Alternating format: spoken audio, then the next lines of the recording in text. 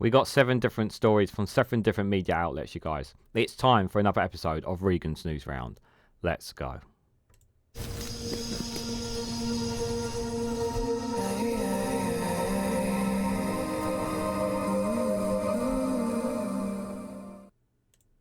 Good morning, good afternoon, good evening, wherever you are in the world. This is Reganelite here with another episode of Regan's Newsround, where I cover 7 different stories from 7 different media outlets in the UK. And we start here with The Guardian with the headline that Rayner tells ministers to focus on no-fault evictions and not a house sale. The Deputy Labour leader also criticises watering down the leasehold reform plans while facing Oliver Dowden at Deputy Prime Minister's questions. And yes, I thought Deputy PMQ's was actually, all things considered, I didn't cover it here on the channel, but kind of part of me does kind of think I wish I did, in hindsight, if I had known that some of the language and some of the things that Angela Rayner was going to say. I thought she was really, really good. I know some people thought Miriam Black was very good with her questions. I thought they were very good as well. We knew that you weren't going to get any answers from Oliver Dowden. You knew you weren't going to get any realistic answers. So the best way was to just take pot shots at them. And straight off the bat, Angela Rayner knew that they were going to ask her questions about her house sale. And she nipped it in the bud pretty much right at the start. So it really kind of killed Oliver Dowden's kind of lines of attack on that. And people aren't really, generally, people are not interested in what Angela Rayner is doing. She's not in government. She's not, Labour are not in power. People want to know what this current government is doing about renters, what they're doing about housing, what they're doing about the cost of living crisis, what they're doing about the NHS, what they're doing about crime. There's so many issues, and the government, the Conservative government, they are in charge of the country. They hold the purse strings. They have the power. We want to know what they've been doing. Well, because they've been in power for 14 goddamn years, you would have think they would do some things that are beneficial to the British public. Clearly, that's not the case here. And they had a bill to yesterday as well on housing, but it did not have the no-fault eviction part in it, which has been delayed, which completely just is like, how's this going to help renters? It's not. They can still get kicked out within a few months' notice. So I just think I just don't understand why some people are claiming, I've had some people in my comments who clearly don't know anything about renting, who think that this no-fault evictions, they think that landlords should be able to kick people out in short notice, and they think, by stretching it out longer, it means that more people are going to get kicked out of their homes. No, you're giving renters more rights. So clearly, anyone who is trying to defend the Conservatives in their holdout on this is clearly a Conservative or a landlord on this matter. Let's read into this anyway, you guys. So, Angela Rayner has accused ministers of obsessing over her living arrangements and urged them to focus on the impending, long-promised housing reform instead. The Deputy Labour leader came out fighting at Deputy Prime Minister's questions on Wednesday, weeks after police opened an investigation into the sale of a council house in 2015. We're talking 9 years ago. By the way, that's not what she's been accused of is nothing in comparison to the Conservatives. And remember, again, they're not the ones in power. Yeah, there's been more scandals.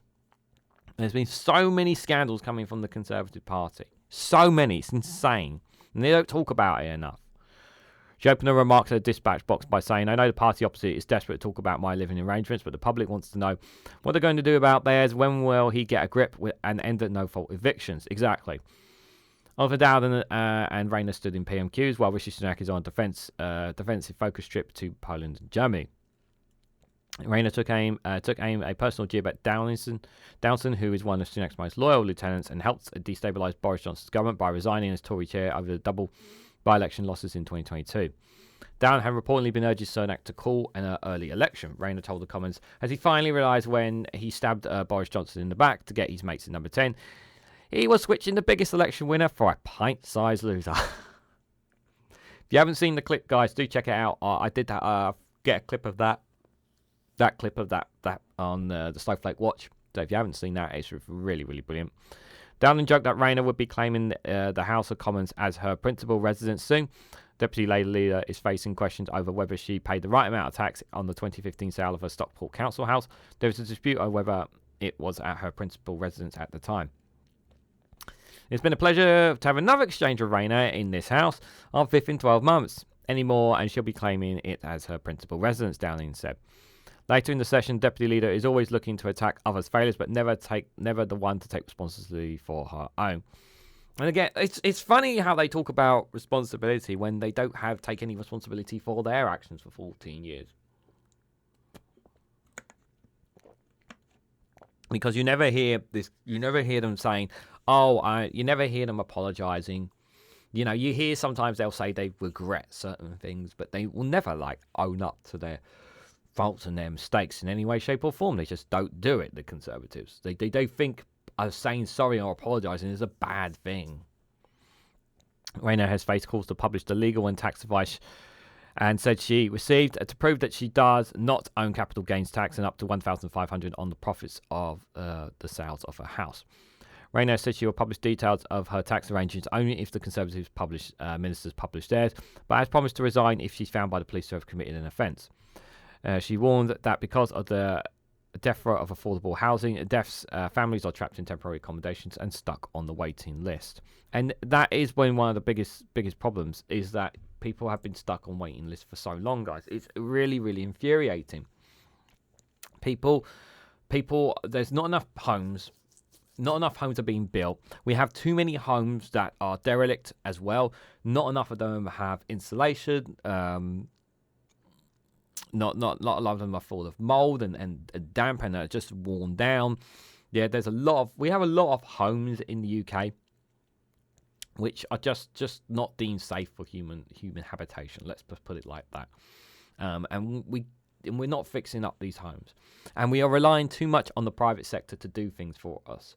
We're relying far too much on the private sector. We need to stop relying on the goddamn private sector. It's ridiculous, guys. It really, really is. You need to stop relying on them, and we need more state intervention when it comes to houses. Yeah, and I agree. And she knows what it's like. You know, she knows what it's like to down there to struggle, because she's had that experience. And that's one of the things it's one of the traits that she has in comparison to other people in the Labour Party. Which is why, most people do have more favouritism towards Angela Rayner than other Labour members. So she's someone that people can kind of attach themselves to, because she's not someone from the backgrounds of the others in that house, which is why they despise her. They do despise her, the Conservatives, that is for sure, guys. So, speaking of Rishi Sunak over in Germany and Poland, this one's from Sky News, you guys. Rishi Sunak says defence spending uplift is fully funded following Labour's criticism. The Prime Minister confirms a reduction in civil service jobs will pay for the UK's new commitment, but declines to say whether the NATO target should rise too. Now, so they're planning to raise defensive spending to 2.5% per GDP by 2030.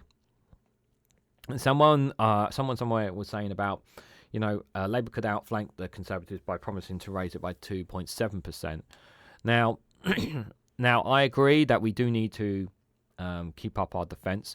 I do think that the threat of Russia is a very serious threat, and as well as other global tensions, I do think that is a concern. And I think we should seriously be concerned about that, especially with the rise of misinformation, the rise of the far right.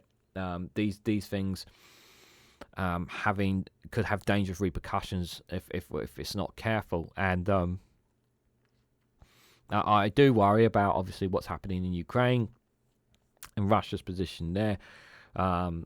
There is a great deal of concern. Now, obviously, right now, should we be concerned? Should we be worried? Yes, I think we should be a little bit concerned and worried about what's happening in the world. Do we need to increase defence spending? Yes, but by how much, I don't know. Is my honest answer, because right now our country, the UK as a whole, is just right now is in a state. And while I understand the need to increase defence spending, I just feel like we need to get kind of our house in order before we start building up. Before we start really building up on defence. There's far too many problems right now in the UK. Like, there's just so many issues. Like really so many issues. And I feel like is it necessary for us to be spending the kind of money that we're spending on defence? Is it justified? Like, we have nuclear weapons, we have a deterrent. Do we need to spend more than we should be spending? And that's a part of me is what kind of tears me. But the other thing as well is because of our NATO allies as well. For our NATO allies get attacked, are we going to step in and support them as well? That's another question. So Rishi Sunak has insisted that his uplift in defence spending is fully funded after Labour branded the announcement a pre-election gimmick. The Prime Minister was asked by journalists whether he was not entirely squaring with people over how the increase in defence spending by 2030 will be funded, or whether it would involve paying for taxpayers. But Mr Sunak appeared at a joint press conference with German Chancellor Olaf Scholz and said that it was not a fair characterisation that his pledge was fully funded. Mr Sunak confirmed yesterday that the UK's defence spending would increase to 2.5% of GDP by 2030 to meet the growing threats of possible posed by the likes of China, Iran and Russia. The government said that the commitment amounted to an additional £75 billion in funding over the next 6 years. Labour has outlined a desire to match the pledge, but some shadow ministers have struck a more cautious tone than others.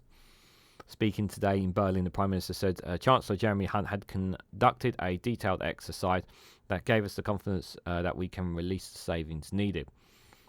We are making a choice to prioritise defence with both of these decisions, and I believe it is the right thing to do, he said. Because whether we like it or not, the world is more dangerous now than it was than at any moment since the Cold War, and it falls on leaders, whether that's Olaf or whether that's me, to do what's necessary to keep our continent safe and stand up for our values. Mr Sunak confirmed the reduction in civil service headcount to pre-pandemic levels would partly fund the spending uplift. No, why are you cutting civil servants? Oh my God. What is wrong with this man? The move, which could see around 70,000 job cuts. My God, the civil services have already been stretched, and now they're going to cut them to the bone. Has been criticised by PCS unions, which accuse the government of using civil servants as a scapegoat. It is a scapegoat. It's not right for our members to pay for a rise in defence spending with their jobs, so we'll fight these proposals tooth and nail, just as we fought them under Boris Johnson, it said, adding cuts have consequences. But Mr Sunak defended the plan, saying since 2019 we see a very significant rise that isn't sustainable or needed. But why should these people are needed as part of the civil service? There's plenty of places you can find the money. I don't know. Maybe a wealth tax might be an idea. Even while the Prime Minister spoke at the press conference, his Defence Secretary informed MPs of the spending change in the Commons. Earlier, Graham Sharps told Sky News NATO's defence spending target should rise to 2.5% of GDP, arguing it would make a real difference and inject £135 billion a year into the alliance's budget. Asked whether he agreed that the target should rise, Mr Sunak declined to answer, but did say that the UK needs to adjust to a new paradigm.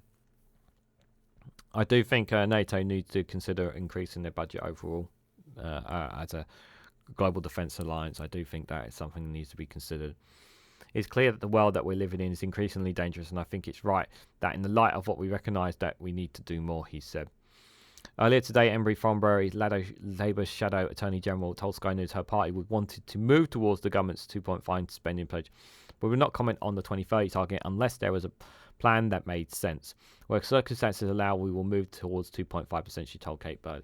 They're playing on the whole, we'll see where the markets are, we'll see where the budgets will be, sort of thing. And the thing is, they don't need to commit to really anything, Labour, because again, they're sitting on the outside. They're not in government. We shouldn't, yes, we can ask them questions, but they're not the ones making the final decisions right now.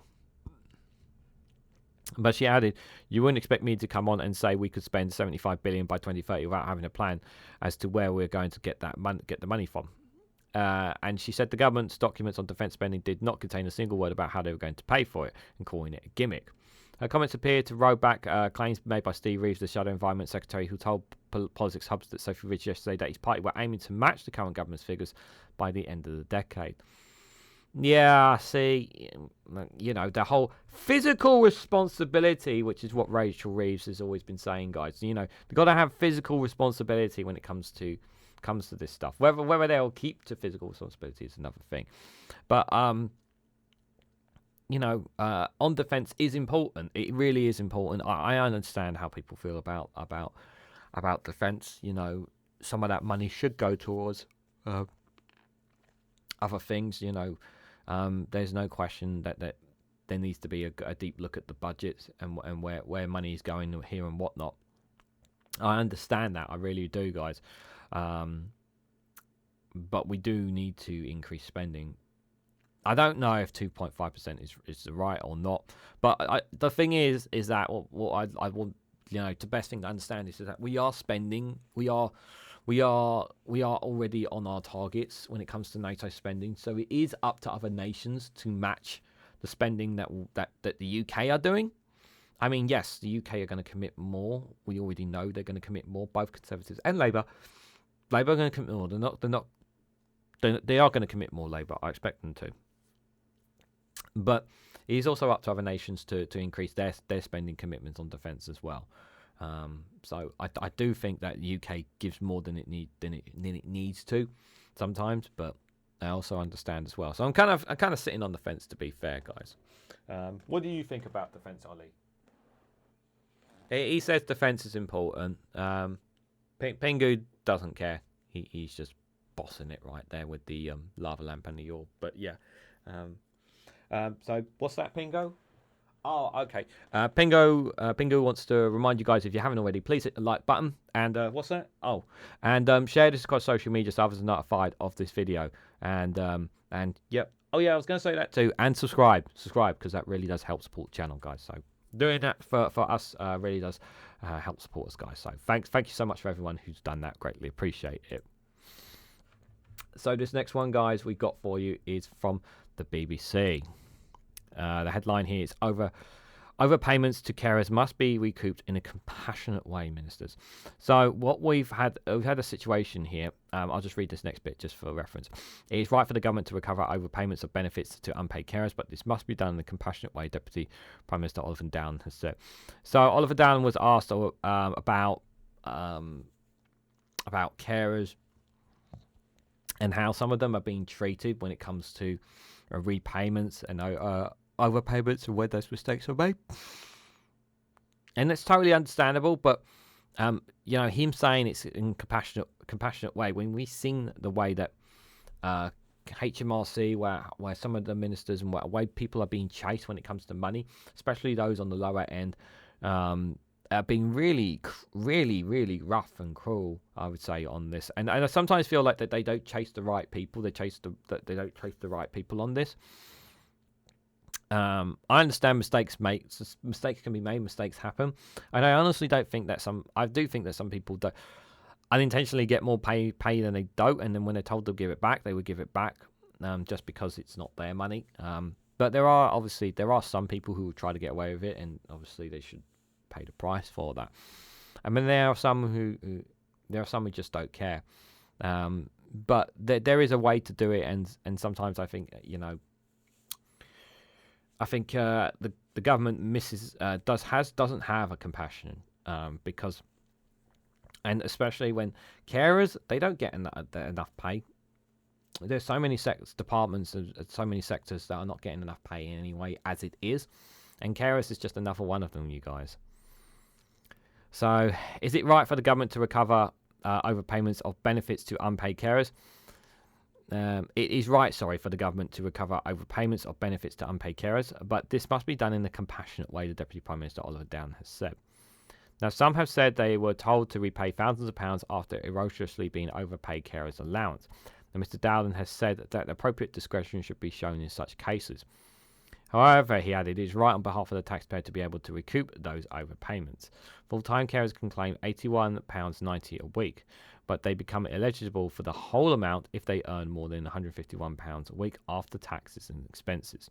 Some carers have told the BBC they were unaware they had exceeded the threshold until being informed years later when the sums had run into the thousands. Now, this is completely unfair here. If people are aware of this, they will pay it back. But if you don't tell them, then you end up paying more, and that's not fair. That's if for me, it just doesn't. Excuse me. It just doesn't feel right in any way, shape, or form that this happens. Really doesn't. The Department of Work and Pensions has faced criticism for failing to prevent overpayments, despite benefit staff getting automatic alerts from HM Revenue and Customs if the carer's allowance claimant is earning over the threshold. On Tuesday, one of the Prime Minister's dementia champions quit in protest over the issue, saying clawing back benefits overpayments was devastating for families. Yeah, I think it is, especially if you're doing it years later as well. That's even more horrible. DWP said claimants have a responsibility to inform the department of any changes in their circumstances which would impact their allowance. Standing in for Rishi Sunak at Prime Minister's questions, Dowden faced calls for Liberal Democrats for Health and Social Care spokesperson Daisy Cooper to apologise for unpaid carers failed by his government. Unpaid carers have shared heartbreaking stories about how they have been hounded by the DWP and told to pay huge fines for minor infringements on carers' allowance earning rules, she said, all because the government failed to do anything about a problem they have known about for years. In response, Mr. Dowden said the government had uprated the benefit for carers. And he said, of course, we'll work with anyone who struggles to negotiate sustainable and affordable repayment plans. However, the Labour MP for Newcastle upon Tyne Central, Che Oswald, raised the case of constituent who cares for her mother and works part-time at WH Smith. She told the Commons that the woman kept the DWP informed of her job, but because of a blunder by the department, now faces a bill of £4,000. Mr. Dowden replied, people up and down the country would expect the government to seek to recover overpaid comes, but of course we need to do that in a compassionate way, and if people are struggling to make payments, I know that the DWP will engage to make sure they have a sustainable and affordable way to make those repayments. Well, yeah, but why...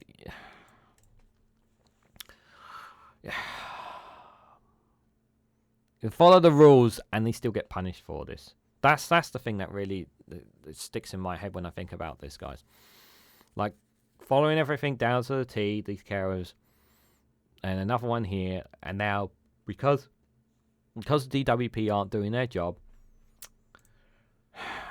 so you're facing a bill of £4,000. This is just not right. Why is this so hard to keep on top of? Now, I understand it should be rare, for these kind of cases to occur. But if they're happening on several occasions, then there needs to be questions need to be answered about how the DWP handles their conversation. Does people literally have to, do you have to literally record your phone message now on a voice recorder or an email when you're sending an email or whatnot? Like, do you have to keep evidence now just to keep on top of it? Because that's kind of how I'm feeling right now when it comes to these lot. They're just because you just can't rely on them to keep on top of this stuff, and it's so infuriating. It is a real sad state of affairs that people are finding themselves in this situation at no fault of their own, and I hate when people are in situations at no fault of their own, guys. It's so sad, and it should not be happening in any way, shape, or form, guys. This next one I got for you guys is from iNews. It's an interesting piece, shall we say, to say the least.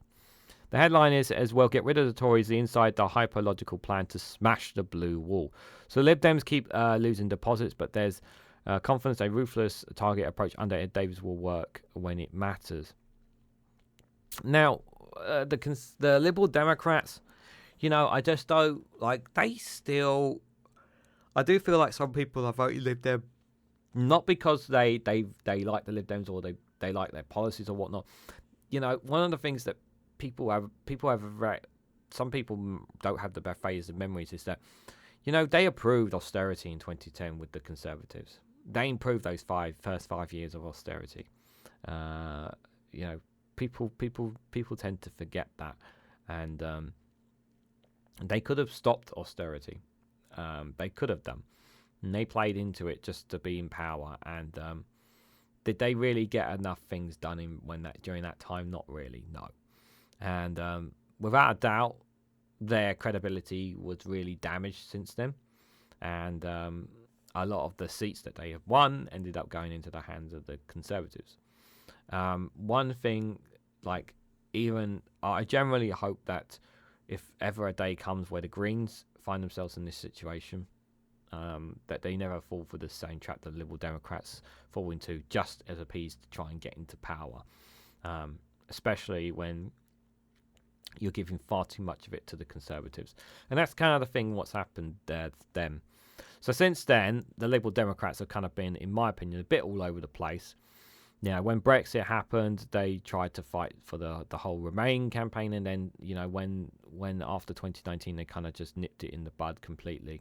Any kind of remaining of having that referendum and remaining, even though they're still kind of seen as the EU party, they haven't really, I think they could have been, in my opinion, they could have been the Rejoin EU party. They could have been that, and I think they would have gotten. I think they would have gotten a lot more numbers, I think. But having said that, this is an opportunity for them to take advantage of what is a crumbling blue wall.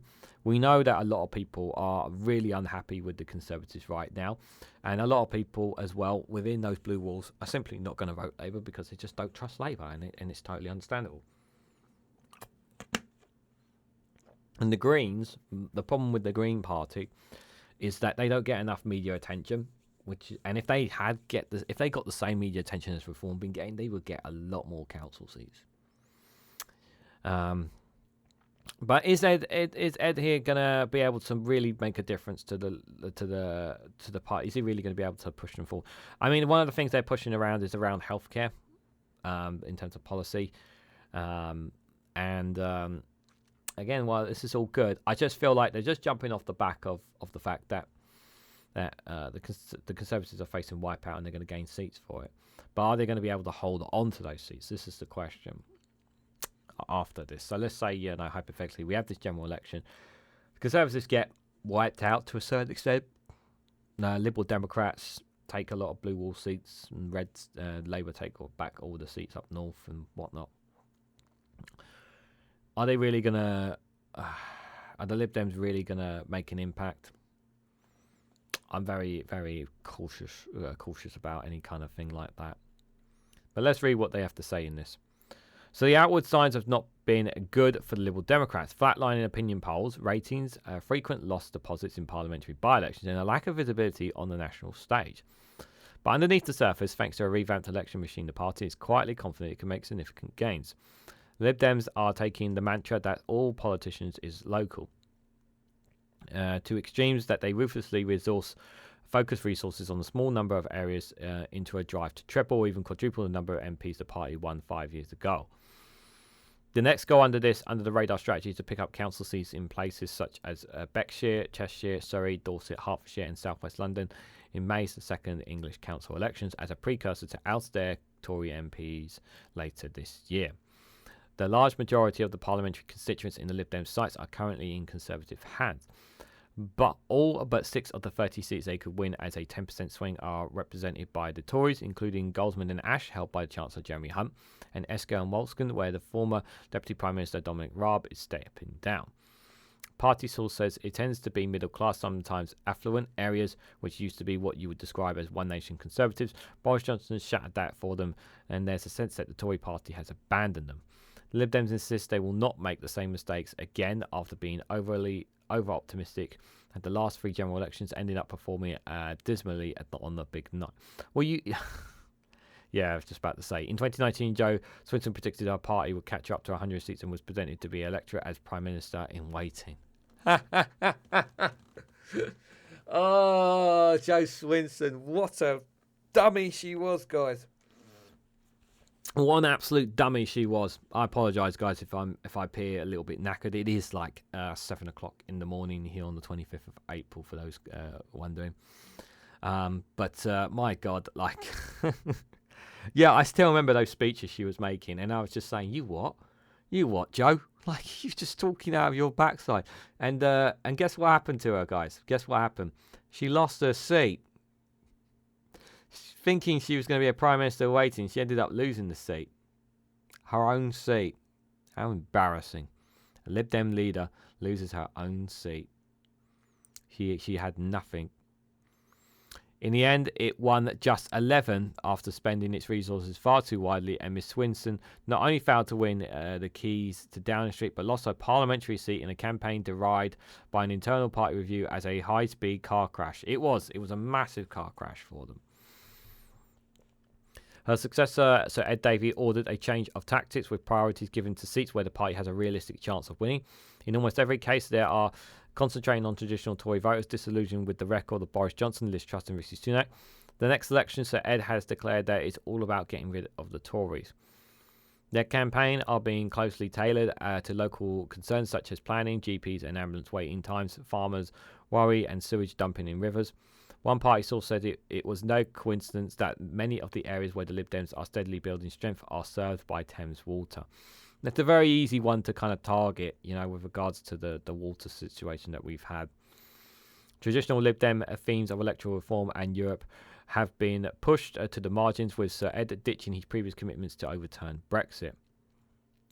The new selective focus on winnable seats has been thrown into relief by the 22 by-elections since 2019.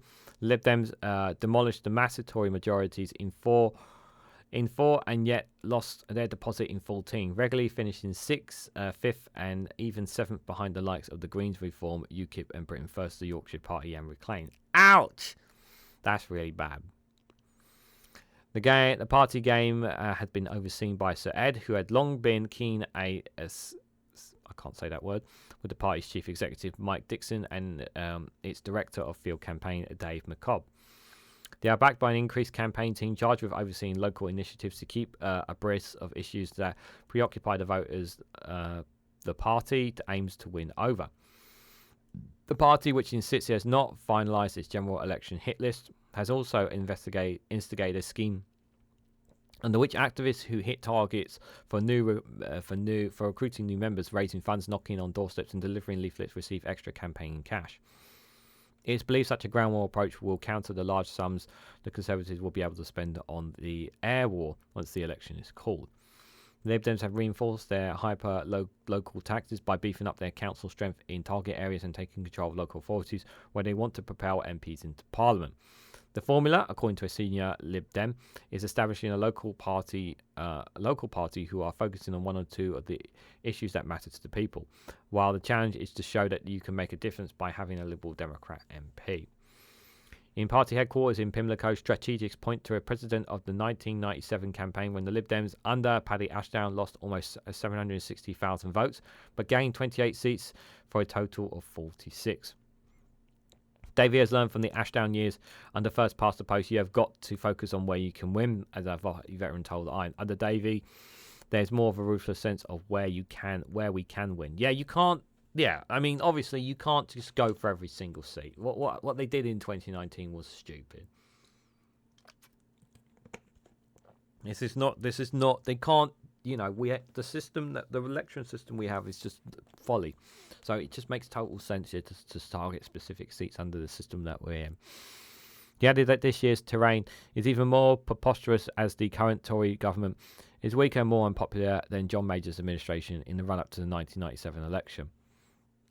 Stung by the hubris of Miss Swinton's brief reign, the Lib Dems refuse to be drawn publicly on how many seats they believe they can win, but one insider suggests that a whole of seats in the 30s, low 40s was possible at the election. So more than half of the Lib Dems' most winnable constituencies are in London and the south of England, with 2 in communal areas into Manchester. The silver lining from their overstretched last campaign is that the party came second in 91 seats, 80 of them won by the Tories, placing the Lib Dems as the prime challengers and best placed to capitalise on anti-government sentiment. One striking exemption is Nick Clegg's former seat, Sheffield Hamlin, where Labour won a slender 1,100 majority in 2019, where the Lib Dems have a credible chance of victory in 3 Scottish National Party seats. Yeah, Nick Clegg's former seat is definitely one they can gain back, for sure. Labour is weak in almost all these areas, fueling Lib Dems' hope that they will benefit from tactical voting. The party reports that Sir Keir Starmer's arrival on the political front line is helping it to win converts. In the last 2 election canvasses were hampered by soft Tories' reluctance to switch sides over fears of Jeremy Corbyn becoming Prime Minister. There have been many false dawns for the Liberal Democrats and their predecessors in the Liberal Party, but today's party believes that there is an end in sight to their obscurity on the national change thanks to old-fashioned pavement politics. I do think that Lib Dems have, a lot has changed, obviously, since 2010, since 2015, since 2019. On the political landscape, but I also think other parties have taken up a void where Lib Dems could have gained them. Without a shadow of a doubt, Reform has risen as the faults of the Conservatives. So you've had the rise there, but they've not really gained much ground in terms of they have gained votes, but because of the first past the post system, they've not really done enough targeting in seats to gain an MP. The only MP they've got is Lee Anderson, and that's because of a defection. So whether Lee Anderson will keep his seat, it's highly sceptical for sure. So from a Reform perspective, the Green Party have 1 seat. I expect them to hold on to that seat in Brighton, even with Caroline Lucas stepping down. We know that they're targeting Bristol as well. 1 or 2 other seats they're potentially targeting at the next general election as well. And they've gained they've gained over 100, they've gained several 100 council seats, the Greens, already. And I generally expect them to continue to keep pushing for council seats, make gains in local areas and build from the ground up. That's what they've been doing. And the Liberal Democrats, whether they can do the same thing is nothing. In lands where, in places where they've had power before, where they've had control before, this is what they need to continue to keep doing. If they can do that, then that's all the better thing. And we want the Conservatives smashed to the pieces, that's for sure. But we don't want it all going into the hands of Labour. So the likes of Lib Dems, the likes of the Greens, we do want them gaining some council seats, gaining some places in parts of England, because we don't want all our eggs in one red basket. That is for sure, guys. That would not be ideal for anyone. So, guys, we're going to take a little break things up a little bit here. So just before we go into the next one. I hope you guys enjoy this video. This is the daily briefing, apparently. Well, not just the daily briefing, the real daily briefing. Hope you guys enjoy. Emotionless greeting. Back from the dead. Or at least from an abortive attempt at a media career on Talk TV. Bitter sniff. Aware that while everyone hated me during the pandemic and thought I was a smug, insufferable prick, the fact I'm now surrounded by a wonky cabinet of incompetent, racist, twatty teenagers makes me look positively statesmanlike. Adopting wide Rishi robot arms and Rishi Richter's grin, flapping while announcing tired new policy of the week, some unenforceable, expensive and cruel way to punch down on the poor, smelly, homeless or brown. Let's be honest, ideally all 4. Weird emotional step change move to defensive thumbs, rejecting calls that we're doubling down on a policy that was only ever designed as a distraction by a giant cum-filled haystack. Talking about the general election despite not calling one, insisting Labour has no plan and that we are sticking to our plan. Whatever that is. Taking question from journalist. Deep sigh. Desperately clinging on to power face. On behalf of everyone, asking when you're calling this fucking election. Laughing like a weirdo. Claiming I've been clear about this when I really haven't been clear. Not answering the question at all. Pointing out that the question hasn't been answered. Finally learning to call you out on your doublespeak bullshit after a decade and a half of inexplicably allowing you to wank on in interviews without challenging it. Quite shocked, actually. Couldn't give a toss. Moving on, big, sharp intake of breath, asking you valid questions about a racist prick businessman who's donated loads of money to your party, or the MP who hires Brazilian rent boys, asks them if they can score drugs and embezzle campaign funds, or the Tory party grandee who's evaded hundreds of millions of pounds in tax, or massive conflicts of interest involving awarding government contracts to best mates or family members. Interrupting. Taking petulant offence to valid questioning despite being an elected official and apparently a public servant who's answerable to you. Stalling for time. Oh look, Northern Working Class Lady Labour MP has done a slightly wrong thing.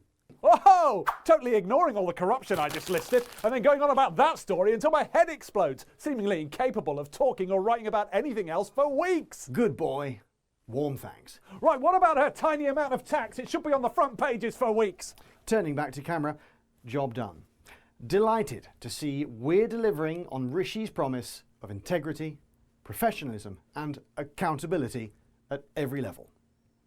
Sly winky nod. Sincere.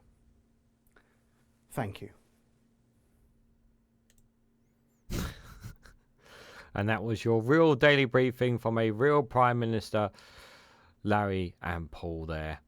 Go check out their YouTube channel, Larry and Paul, and check out all the amazing content they do there. Link for that video is in the description. Make sure you give it a thumbs up and all that stuff, guys. It would be greatly appreciated. And what's that? What's that? Oh, okay. So Ollie says it's time to do another plugin. I was just like, well, you did one not too long ago, but okay. But the you guys can see Pingu and Ollie have a very important some important plugins that they wanted me to remind you guys of. So guys, if you want to financially support me in the work that I do here, you can do so by becoming a YouTube member for as little as 99p, guys.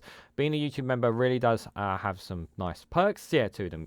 So just being a 99p member, you get access to custom emojis, and any time that you show up here on the in premiere videos or live chats, obviously I always give you guys a shout out anyway, but you also get a special shout out for being a member. Also, if you comment on any of my videos, I normally give you 9 times out of 10 and I need to catch up on my comments, but I always respond to comments from members on the channel. So whenever you comment on anything, I will always give you a response because you're financially supporting me in the work I do here. If you're a $2.99 member, you get early access to content here on the channel as well. So being a $2.99 member gets you access to early content as well. So who doesn't want early content? And that's just $2.99. So thank you to everyone who is a YouTube member. Greatly appreciate it.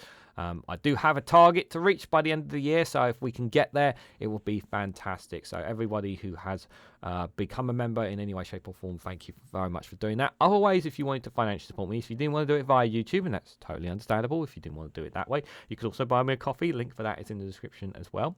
I'm not a coffee person, but I'll definitely have a hot chocolate instead. So you can buy me a hot chocolate instead of a coffee if you want to do that instead. Or one of the other ways you can do that is by becoming a Patreon supporter. And by joining me on Patreon, no, you're not just joining a blank social media account. No, you have access to loads of content on Patreon. So if what you have here on YouTube is not enough for your delights, you can join my Patreon at patreon.com/Reganelite there. I have content not just of some other stuff, but also just additional content to what I already have here. And you'll get a bit more of a foul mouth Reganelite there than you would here as well, because I can kind of get away with it on there as opposed to getting away with it here, guys. So I want to say massive thank you to everyone who has been a YouTube member, whether it's a super chat, buy me a coffee, or Patreon supporters. Thank you to all those who have financially supported me in any way. It is greatly appreciated. And if you are one of those members who are here today, thank you. It really does mean the world. Yes, I did say that, Pingu. I did say that. Right, shall we move on? Because that's what you guys are here for. So this next one I've got for you guys is from The Independent. And yeah, I caught this story late last night, actually, believe it or not. I was like, what? So the headline is, the Ryanair boss said he would happily fly asylum seekers to Rwanda. Mike O'Leary said the UK government had not approached his budget airline. Now, I'm sorry, but I'm just thinking to myself, now, does he realise the damage that the reputation that he's damage that his company is going to have by sticking itself to it. Now, why would he say this? Now, it's entirely possible by the time of recording this is that he may do a U-turn, or he might actually be the official airline to fly Rwanda to fly asylum seekers to Rwanda. Maybe. But this headline kind of baffles me, to say that, well, they haven't approached me. Well, yeah. So my question is that what's his angle here? And is he prepared to damage Ryanair's reputation for a ton of cash from the Conservatives? I mean, are we talking like a lot of money just to take this? Like, I'll take them, but you guys are going to have to pay me a lot of money. And you know what? The government will pay Ryanair a lot of money just to make this image as well. So yeah, looks like it. So the boss of Ryanair has definitively announced that he would happily fly asylum seekers to Rwanda under Rishi Sunak's deportation plan. Michael O'Leary said the UK government had not approached his budget airline to ask them to carry out the flights, designed to give thousands a one-way ticket to the African country. But he suggested he would have no qualms about helping the Prime Minister deliver his much criticised policy, which the United Nations warned earlier this week would breach the Refugee Convention. If it was the winter schedule and we had a spare aircraft sitting around, and if the government were looking for additional deportation flights or any other flights, we would happily quote for the business, Michael O'Leary said in an interview with Bloomberg. Mr. Sunak had vowed to push ahead with flights despite calls from the United Nations and others for him to think again. The government is already braced for a series of court challenges on the policy. Ministers insist they have booked planes and an airfield, but will not reveal details of either, amid fears they could come under pressure from protesters. Well, I wouldn't be surprised if those protesters are going to be turning up at Ryanair anytime soon. Mr. Sunak has promised multiple flights a month to Rwanda, but ministers concede that the number of people sent to Kigali will be small at first, with charter aircraft expected to be used. The PM has come under fire for pushing through a bill that designates Rwanda as a safe country, despite a damning ruling from the Supreme Court late last year that it was not a safe place to send refugees. He's faced intense pressure to rethink the policy after 5 people, including a young girl, died trying to cross the channel just hours after it cleared its final parliamentary hurdle. The UN was among leading voices urging the UK government to reconsider, amid warnings that the plan would fall to act as a deterrent to stop desperate asylum seekers trying to come to the UK in small boats. Hours after the tragedy off the coast of northern France on Tuesday morning, asylum seekers were seen in a small boat attempting to reach British beaches. Yeah, it's like they don't care. Like, asylum seekers, if either they don't know about it or if they've been asked about it, they don't care. So it's not going to stop this, guys. It's not going to stop this. Like, at the end of the day, if they want to come, they will come. It really is as simple as that. If people want to come here, they will come. So it's not going to act, in my opinion, as a deterrent. It's a rinse and repeat thing. We've said this time and time again. It's a waste of money. It's a waste of It's a waste of taxpayers' money. It's a waste of time. It's a waste of politicians' time. It's a waste of media time, because we want to be talking about more important issues like our NHS, our local issues. But I feel like Rwanda is constantly being shoved down our throats as a means of this will be the be all and end all, and this will save everything, guys. When just the reality is, it's not going to save everything. It's not. It really, really isn't, guys. It's infuriating, to say the least. So this next one I've got is a very interesting one. It's from the Telegraph. Interesting one, to say the least. I only just caught this one very early morning before I started recording this. So council staff of sick long-term soars by a fifth since the pandemic. So, tackling waiting lists to give workers what they deserve, Lib Dem tells government as the party reveals almost 10,000 are too ill to work. While this man decides to smile and laugh at that prospect.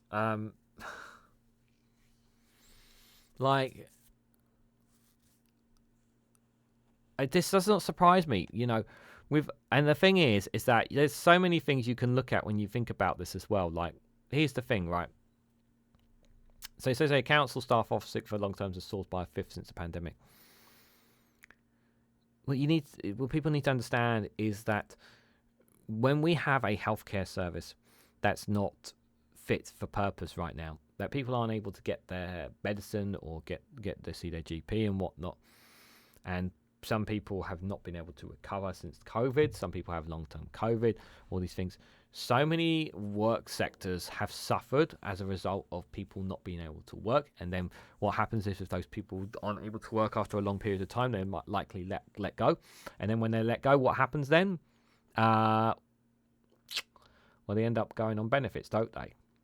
And then they end up coming out of the taxpayer's cost, doesn't it? And we end up paying more for them. So instead of actually having a healthcare system that's in the benefit of its people, we have situations like this.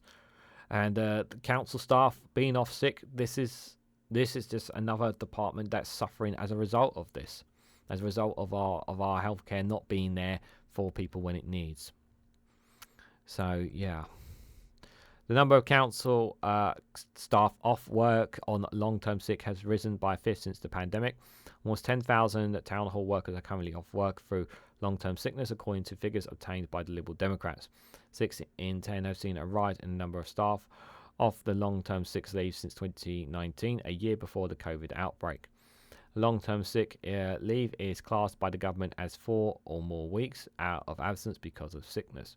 Critics say the increase since the pandemic highlighted the need to crack down on those using poor health as a reason not to work. So Jacob Rees-Mogg, the former business secretary, said perhaps working from home is not so healthy after all. The extraordinary rise in sickness in the public sector is surely a management problem rather than a healthy one. Otherwise, working for the state will need a healthy warning. However, Lib Dems said the figures showed that the government needed to do far more to reduce NHS waiting lists so people could get the health care that they needed. The party sent a Freedom of Information request to all councils in England with response provided by 185 out of 317. Responses showed that there were 9,979 council staff currently on long-term sick leave and up 18% from the 8,441 in 2019. Some 58% of councils had seen a rise in staff being off in long-term sickness compared to 2019, while 98 of the 185 councils also showed a year-on-year rise between 2023 and 2024. This is down to the health. This is down to our healthcare as well. Birmingham, the country's largest council, has the highest number on long-term sick, with 561 staff in this position, up from 390 in 2019. Jesus, that's really bad. The council declared itself effectively bankrupt last year and is putting its council tax up by 21% over 2 years. At Leeds, at least, there are 425 currently off, up from 204 in 2019. Only 4 councils with no staff on long-term sick leave: Wexford, Oxfordshire, Staffordshire, Rushmore and Copeland. Across the country, a record 2.8 million people are out of work due to long-term sickness. Previous data from the Lib Dems reveal almost 12,000 key workers across the UK, including nurses, police officers and firefighters, were struck on long-term sick leave.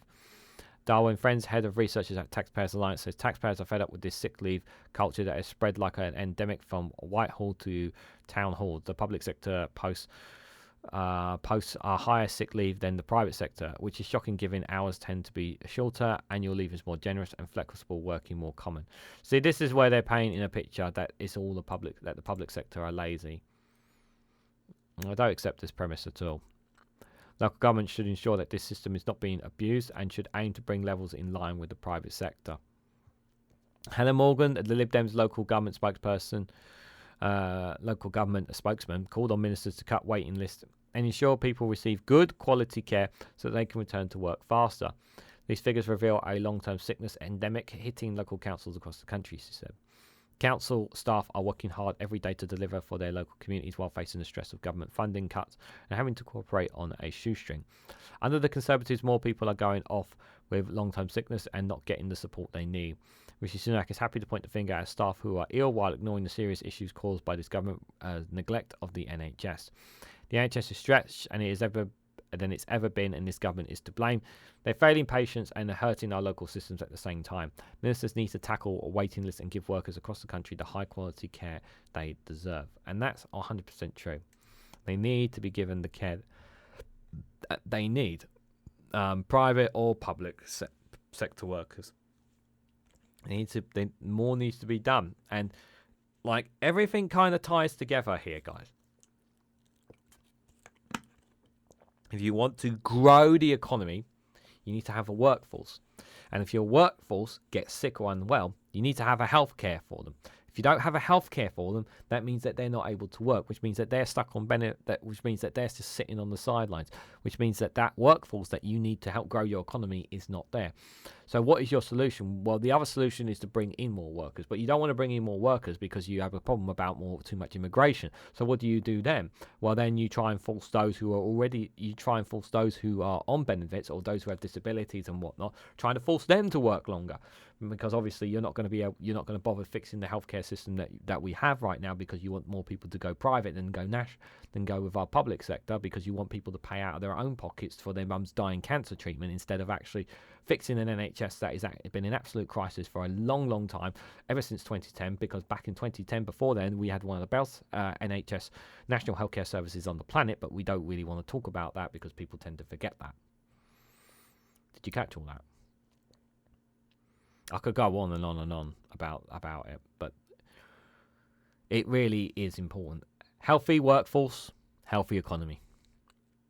It really does help to have a healthy workforce, and this premise of trying to push more people into work, and the government, the Conservatives, have an agenda that everything should be handled by the markets. Everything should be handled by the markets. Nothing should be in the state's hands. Everything should be privatized. You know, they don't want ordinary. They don't want the state to be running anything, and it's been proven. You know, you look at our water companies, the sewage. You look at our train companies, how expensive they are, and some getting run down. You look at our energy bills. There's so many problems, which is what you can't rely on the private sectors to run certain things in this country. You just can't do that, because their priority is the bottom line. You need the state to be doing these things, but they don't want to do that. And let's hope that Labour do bring some of these things back into state ownership, because it needs to be done.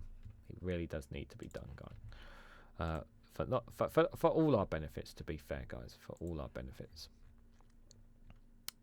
So, guys, let's just got one more article for you guys. This one is from Byline Times. Let's just check on these guys here. How are you guys doing? You're all right? Ollie's all right. You know, I look at Pingu. He's got this face, like he's gonna do something evil, like.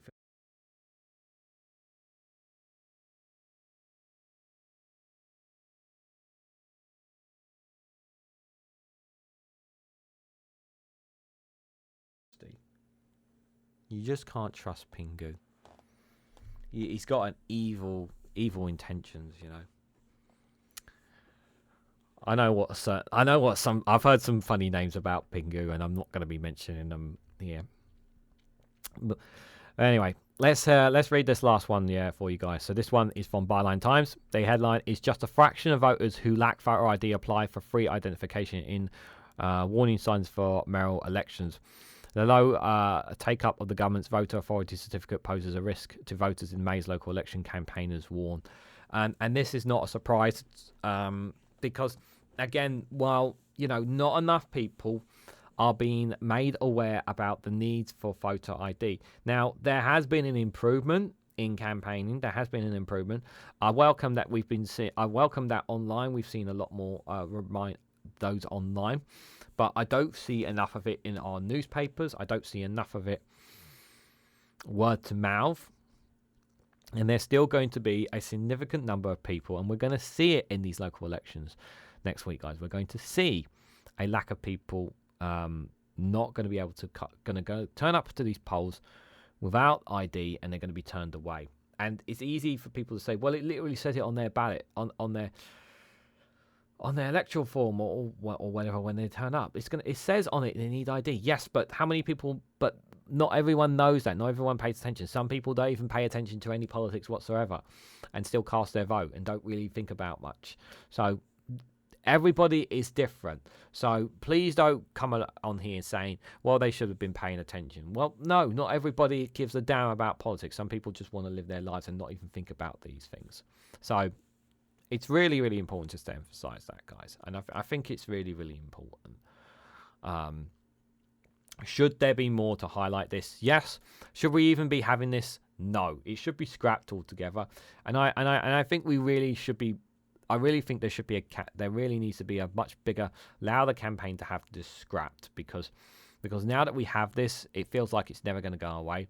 And the longer we have this, we require people to have voter ID, the more I feel like, voter manipulation, voter suppression is going to take place in here in England, and it needs to be stopped.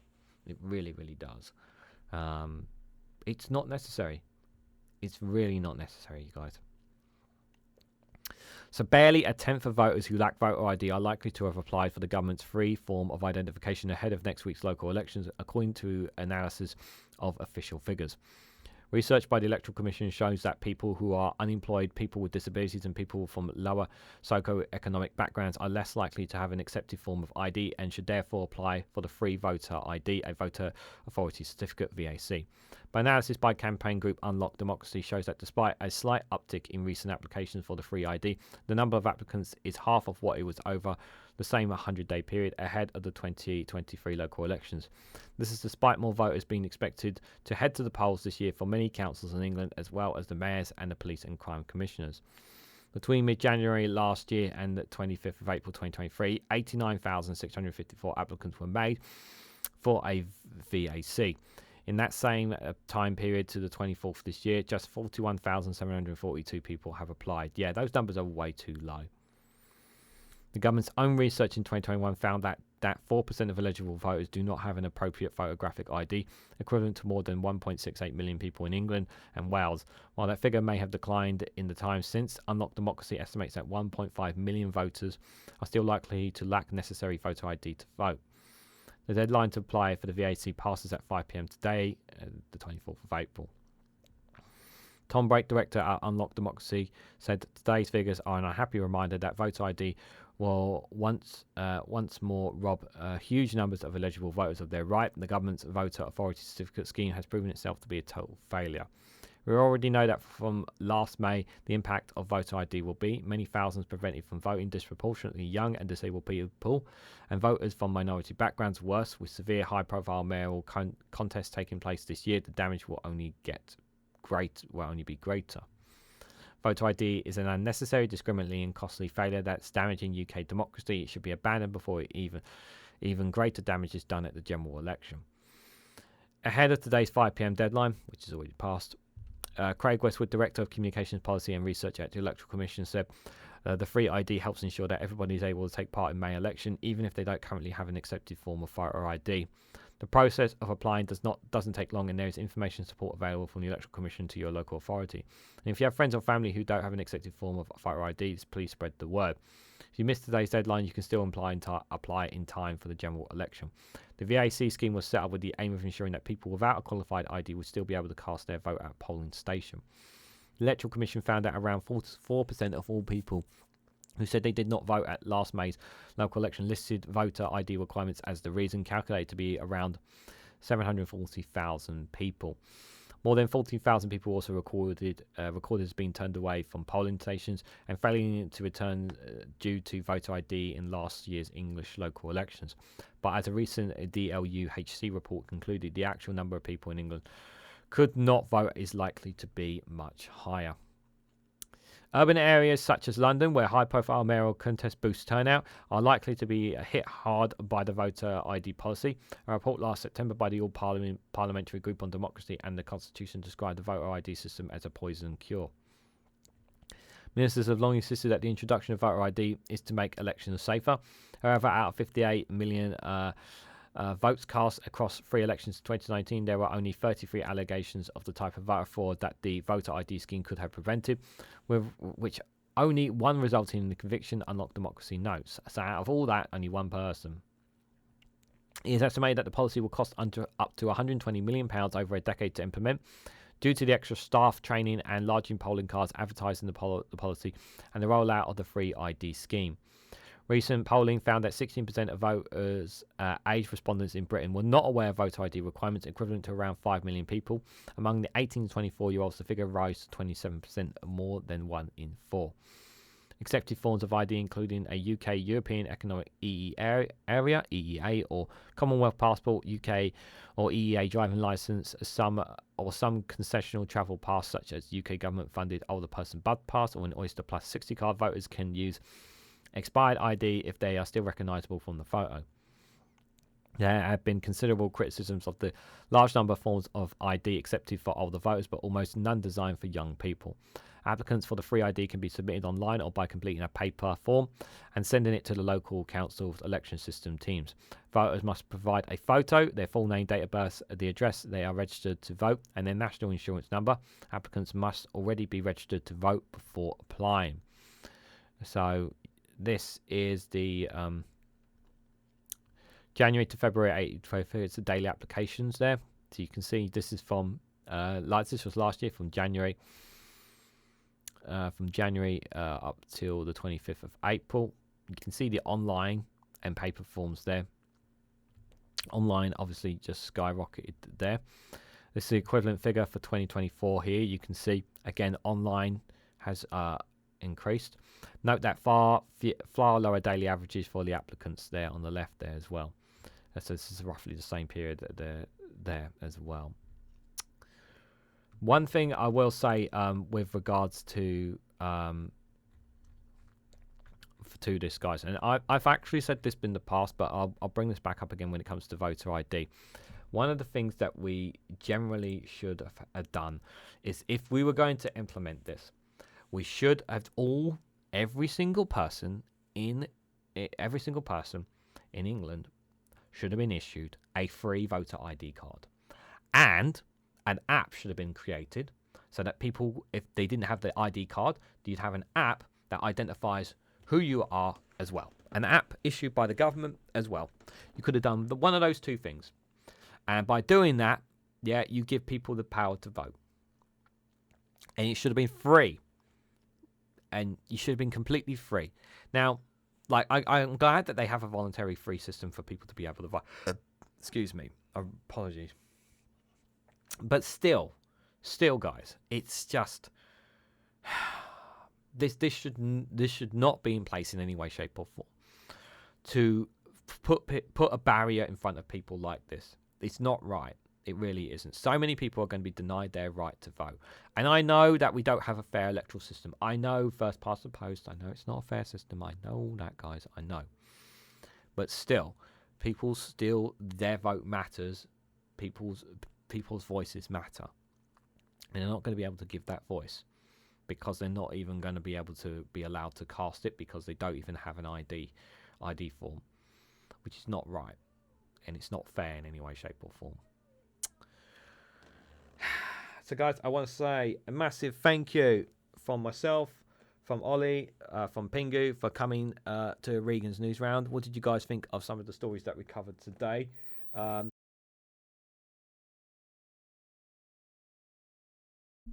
Just over the hour mark.